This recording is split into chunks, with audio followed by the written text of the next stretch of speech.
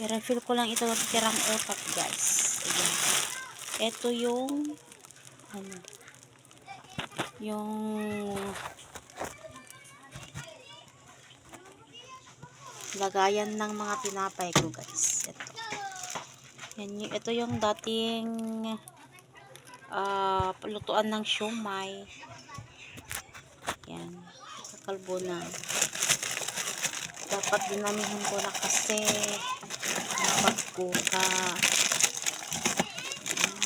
Ayan natin, guys. Ang bilis ng tinapay po ngayon. Ang bilis maubos. Maulan-ulan kasi kaya yan. Ang daming mga bumibili. Refill natin dyan. Ewan ko po kung mauubos to hanggang Friday.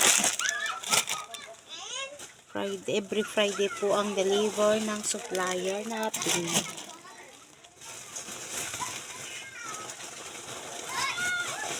Ayan, guys. Magtyaga na lang sa meron.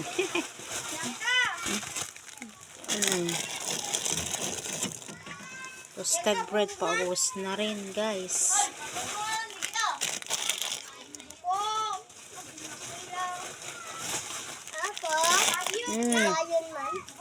Na?